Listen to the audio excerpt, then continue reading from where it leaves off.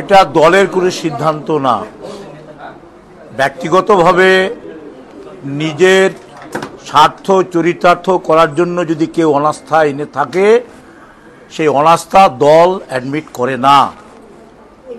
দল এই অনাস্থার বিরুদ্ধে এবং যারা এই অনৈতিক কাজ করছে তাদের বিরুদ্ধে ব্যবস্থা গ্রহণের জন্য আমাদের পার্টির প্রেসিডেন্ট সহ আমরা বিধায়করা লিখিতভাবে আমরা রাজ্য পার্টির কাছে জানাবো।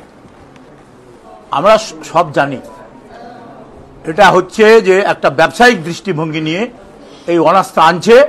আমরা চোখ কান আমাদের খোলা আছে। আমাদের গোটা মুর্শিদাবাদ জেলায় প্রত্যেকটা ব্লকে বিধানসভায় কি হচ্ছে না হচ্ছে আমরা জানি, সবাই জানি। আমরা মন্ত্রী আমাদের এখানে আকরুজ্জামান আছে, তিনিও জানেন, আমাদের পার্টির প্রেসিডেন্ট সহ সব এমএলএরা জানি আমরা।